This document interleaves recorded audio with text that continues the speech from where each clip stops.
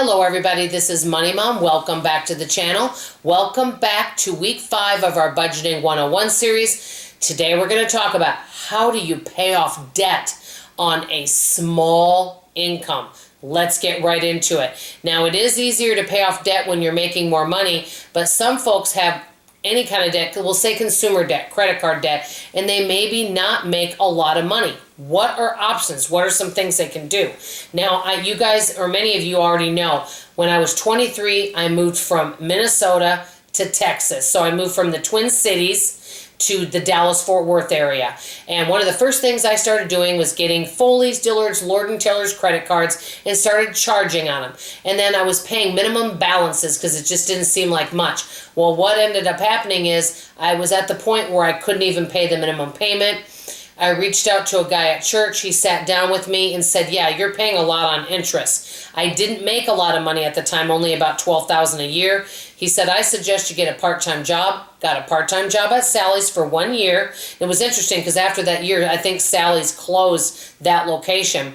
That being said, I took all the money that I made working weeknights and weekends and threw it at the debt. And I think at that time the debt was about $2,200. And so I threw it at the debt and I paid off all my credit card debt, consumer debt. Never been in credit card consumer debt since. So what are some options? The first thing I would do, we're going to take me. Let's say I had some consumer debt on some credit cards, and we'll say it's $5,000. I don't make a lot of money. First thing I'm going to do is sit down and figure out, okay, how much debt do I have? Okay, it's $5,000. The next thing I'm going to ask myself is, how fast do I want to pay this off? Because there's some people that attack their debt like crazy, and they do everything they can to get that debt gone. And then some people don't do it that quickly and they want to do it a little bit slower. Well, however you do it is great as long as you're making progress, right? So how much debt do I have? We'll say I had $5,000. The next thing I would do, number 2, is how much income am I making? And I would write that down. How much, all the income, whether it's just one source or others, how much money on average do I make a month?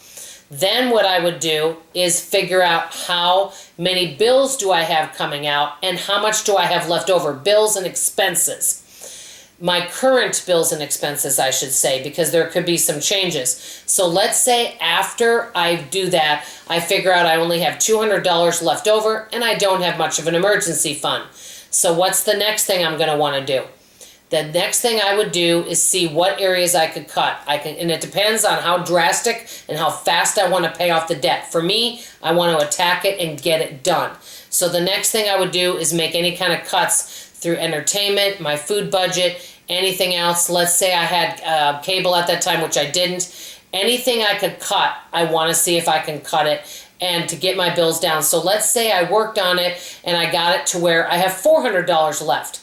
Now, before I start paying off debt, I'm going to want some kind of emergency fund. Everybody has to decide what's good for them. Some people start off paying off debt with $500. Some start with $1,000. Some want more. I think it depends if you own a car, if you own a home, if you have kids. You have to decide what works for you and what your comfort level is. It's different for everybody. So let's say I said, you know what, and at that time I didn't own a car. I took the bus and I lived in an apartment. I might say, you know what, I'm comfortable with just $500. That way if something major comes up or I'm ill or something like that, because at that time I didn't have health insurance, 500 is fine. So then I start trying to work on saving that 500. But in the midst of all that, I would get a part-time job and work, or some kind of side hustle. But back then, part-time job, work weeknights and weekends, or whatever kind of part-time job that I can bring some substantial income in. So let's just say I got a part-time retail job and I ended up bringing in $800 a month after taxes. So here I am, I'm $1,200 ahead.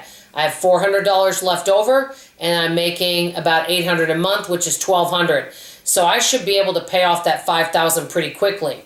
So with that, I'm going to make a plan of how much I want to put towards debt. Now, I do things a little differently, and if I were to pay my debt off again, I would do it differently. One of the things that I would do is while I'm paying off debt, I would try to at least put a little something in savings, because I can tell you it's really demoralizing when you're going along really good, paying off all this debt and you're feeling fantastic. You don't have much of an emergency savings. Murphy happens. All of a sudden you need some repairs on your car that you were not expecting. Or you've got some unexpected dental work. Something happens that you didn't think was going to come up but did. Then you're back in the hole again. So one of the things that I like to do or would do now is pay off debt in addition to putting a little something back for savings.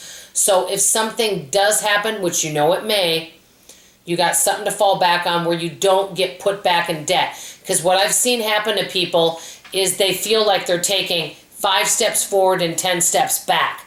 And if that happens, people will just say, well, forget it. And then they give up. So savings and paying off debt to me at the same time, now you're going to go a little slower, I think is really important. So that's why that emergency. So you make a plan and you can change your plan. Some people have started off paying off debt and then they're like, this is taking too long. I'm going to, cut back a little bit more, or I'm going to make some more money on the side, or I'm going to actually move in with my parents. I actually knew somebody that actually moved in with family so they could get their debt paid off better. Okay, and then you start paying off your debt.